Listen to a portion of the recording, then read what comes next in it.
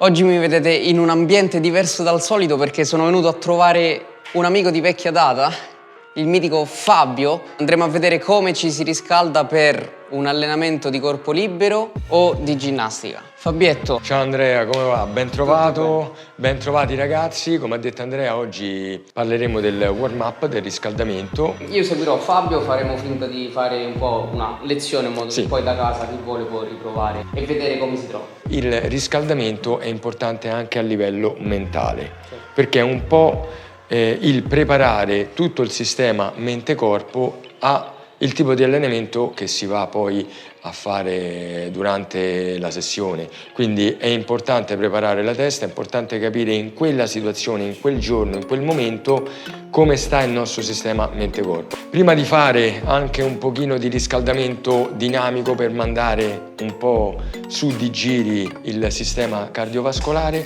un minimo riscaldiamo le articolazioni interessate, quindi caviglie e ginocchia anche, quindi facciamo un pochettino delle spinte sui piedi. Questo lo faremo ovviamente pochissime volte, facciamo un'isometria, rimaniamo sopra, già cominciamo a sentire come stanno le caviglie. Adesso andiamo con le mani sulle ginocchia, andiamo a comprimere le caviglie. Prima abbiamo fatto delle distensioni, adesso andiamo a comprimere, adesso andiamo a fare delle circonduzioni delle ginocchia, sempre piano piano. Andiamo con l'addome in contrazione e poi tutti i muscoli della schiena in contrazione, forte.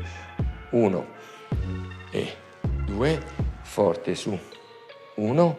Adesso veniamo su in piedi, su, veniamo un attimino la retroversione del bacino, retroversione e rilasso, retroversione e rilasso. Perfetto. Cominciamo, piedi uniti, facciamo un po' di jumping jack, ok?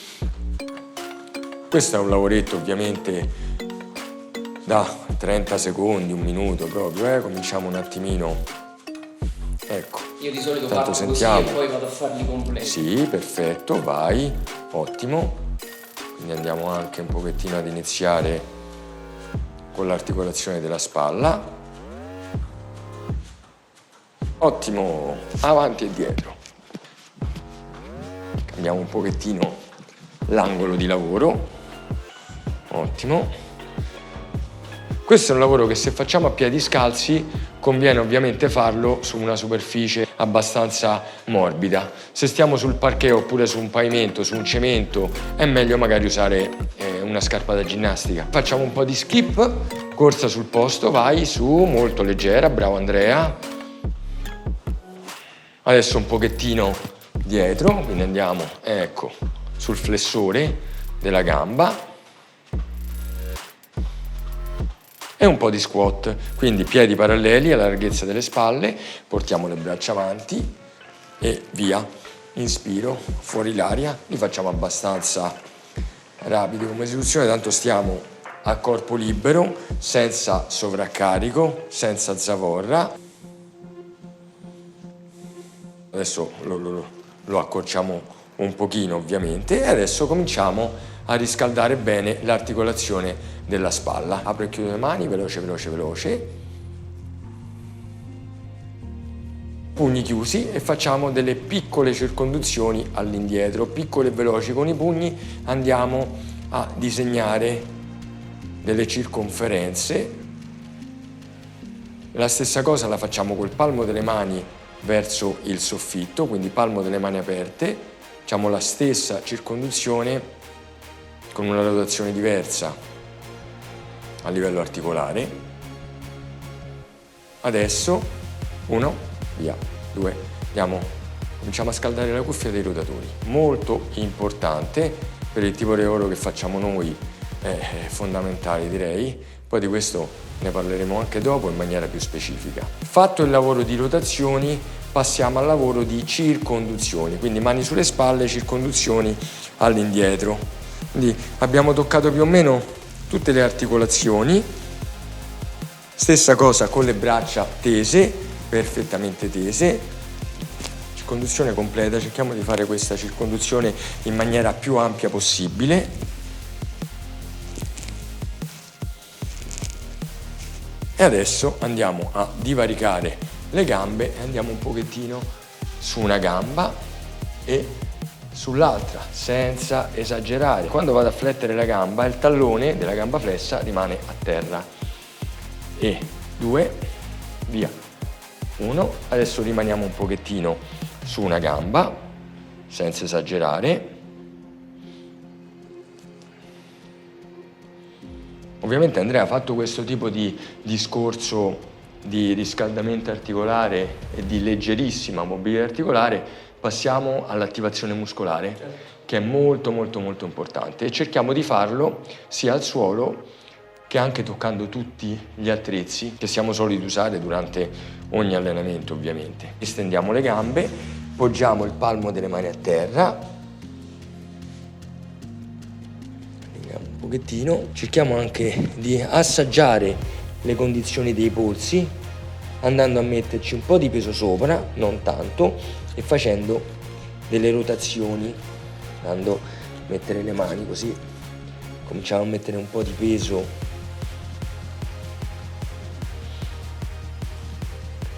Allora, mettiamo i piedi a circa 1 metro l'uno dall'altro, adesso di peso ce ne portiamo un po' di più, andiamo sulla punta dei piedi, portiamo un po' di peso sulle spalle e torniamo giù, 5 volte, 1 e torno giù, 1 e torno giù, 1 e torno giù. Andrea già stacca i piedi, 1 e torno giù, perché l'obiettivo è proprio quello di questo esercizio, già abbiamo capito tutto. Piano piano mettere sempre un po' più di peso, più ci sbilanciamo, più andiamo a togliere peso dai piedi e più lo andiamo a mettere ovviamente sulle spalle. Gambe divaricate circa 1 metro, andiamo con il busto a 90 gradi rispetto alle gambe, riproponiamo le stesse circonduzioni che facevamo prima in questa posizione. Andiamo avanti con le braccia, cerchiamo di rimanere sempre con la schiena piatta, facciamo dei piccoli molleggi, su, su, su, su, su, su. Adesso di nuovo mani a terra, le metteremo vicino alle gambe, adesso ci sbilanciamo avanti, facciamo un'isometria e vediamo un pochettino se riusciamo a staccare i piedi da terra. Quindi postura, ecco qui, qualche secondino, torniamo giù. Molto bene. Adesso ci mettiamo in posizione di planca a braccia tese. All'inizio abbiamo visto la retroversione del bacino, è importantissimo in questa posizione andarla a fare, quindi glutei contratti, addome contratto, braccia iperestese e lavoriamo soltanto con le scapole. Queste sono esecuzioni da 10-12 ripetizioni. Adesso rimaniamo in protrazione delle scapole, che è la posizione corretta in appoggio, e andiamo a fare degli sbilanciamenti in avanti. 1 e torno. 2, torno, 3 e poi facciamo l'isometria. Andiamo in avanti,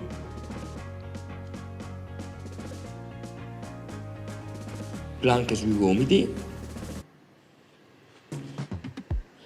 sempre posizioni da tenere 10-15 secondi. Adesso andiamo ad attivare invece il back, quindi andiamo con la pancia a terra, braccia distese, tenuta lombare. Per calisthenics questa viene definita Superman, questa posizione. Poi Andrea casomai ci spiegherà da dove viene qui l'importante. Braccia ben tese, quando uno lo fa sembra Superman, poi se lo fa un braccio, benissimo. Facciamo finta che stiamo alla sbarra, portiamo la sbarra al petto e distendiamo le braccia. 1 e torno, 1 e torno, 1. Rimaniamo con le braccia piegate e facciamo delle circonduzioni all'indietro. 1, 2, 3, 4, 5, 6, 7. Molto bene, poggiamo le mani vicino al petto. Siamo pronti per andare a fare l'isometria in push up. Mi raccomando, la posizione del bacino, del petto. Qualche secondino torniamo giù, rimaniamo sempre attivi con l'addome, con i glutei, ritorniamo su,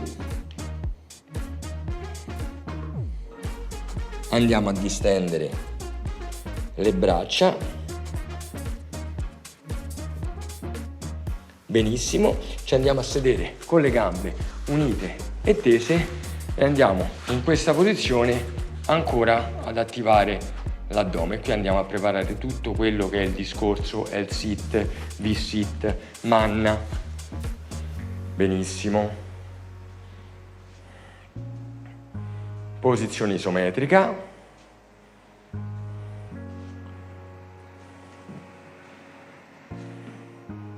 Consiglio sempre, dopo un'azione di un riscaldamento, un'attivazione muscolare di questo genere, anche magari un po' più prolungata, a terra, consiglio sempre di andare, Andrea, a toccare un po' tutti gli attrezzi che si usano nell'allenamento a corpo libero. Ti interrompo un attimo, Fabietto. Allora, ci tengo a specificare che oggi stiamo andando a vedere un riscaldamento generale, andremo a vedere un po' tutti gli attrezzi, però poi ovviamente ci sono tantissimi esercizi che si possono andare a fare, quindi questo è solo per avere un'idea generale su come strutturare il warm up. Certo, un piccolo riassunto di una serie di esercizi incredibili che si possono fare. Adesso andiamo a fare questo esercizio per il core. È evidente che più aumenta la distanza tra i piedi e le mani e più il lavoro a carico dell'addome, dei glutei diventa importante. La stessa cosa la facciamo sempre sbilanciandoci un pochettino in avanti. La posizione è quella, come vedete, del full planche. è una cosa molto simile, le andiamo a fare in fase di sospensione. Qui lavora l'addome come stabilizzatore e il dorso, è un po' l'azione che si fa nel front lever. Poi ci andiamo a girare con la pancia verso la spalliera. Questo è molto importante per le trazioni. Attivo le scapole e attivo il comparto lombare e gluteo femorale. Poi alla sbarra, braccia molto divaricate, andiamo con i piedi a toccare un montante. Se non abbiamo un montante comunque arriviamo sempre lì, su quell'angolo lì. L'altro montante, uno e torno, uno e torno. Molto bene, è un ottimo esercizio anche per preparare la human flag, la bandiera. Le scrollate che abbiamo fatto prima a terra ce le facciamo anche in sospensione, lo abbiamo visto alla spalliera, lo facciamo anche in completa sospensione alla sbarra. Possiamo anche metterci una isometria in pull up con la giusta attivazione del back, una decina di secondi e lentamente torniamo giù. Molto bene, ottimo. Parallele adesso, no? Parallele, andiamo a fare sempre le scrollate. Abbiamo fatto a terra, alla sbarra, adesso in appoggio e come vedete andiamo a preparare tutto il cingolo scapolo-omerale e il tricipite per andare a fare questo lavoro. La posizione corretta è quella di massima spinta, andiamo a tirare sulle gambe con le gambe piegate e attiviamo un pochettino sempre il discorso core in maniera un po' più specifica. Per chi è già abituato un po' con gli esercizi a corpo libero si può fare la stessa identica cosa all'anello. C'è un coinvolgimento muscolare molto più impegnativo, totalmente diverso agli anelli rispetto alle parallele, perché parte dello sforzo muscolare non solo è atto a stabilizzare il corpo, ma in questo caso devono stabilizzare anche l'attrezzo di per sé instabile rispetto alla sbarra, alla spalliera, alle parallele. Questo è un attrezzo instabile, quindi molta forza anche per andare a stabilizzare l'attrezzo. Una cosa molto importante è quello di appoggiare il tricipite sul dorso, stando in una posizione Bravo Andrea. quasi di extra rotazione. Bravo Andrea, questo è un discorso fondamentale per l'anello. Allora, consideriamo che agli anelli gli esercizi in appoggio sono esercizi in cui viene coinvolto anche il dorso. Questo di solito non è così negli altri attrezzi, ma agli anelli anche gli esercizi in appoggio coinvolgono il dorso, proprio per quello che diceva Andrea. Noi dobbiamo stringere le braccia al corpo, al tronco. Se no l'anello fa... L'anello se ne va in avanti, indietro, di lato. La nostra sensazione deve essere proprio quella di andare con il tricipite a contatto col dorsale. Giustissima Adesso io osservazione. prendo la posizione dell'alunno e se io volessi andare a riscaldarmi in maniera un po' più specifica per elementi un po' più complessi come verticale, piegamenti in verticale o anche front lever. Andiamo a vedere uno o due esercizi? Allora, per quanto riguarda la verticale, abbiamo già visto prima con le mani a terra ci sbilanciavamo in avanti con le gambe divaricate. In maniera leggermente più specifica ci possiamo aiutare con un box come questo, un cubo oppure una sedia, un divano. Qualsiasi rialzo. Esatto, qualsiasi rialzo. Andiamo a fare la verticale in pike. Eccola qua, perfetto.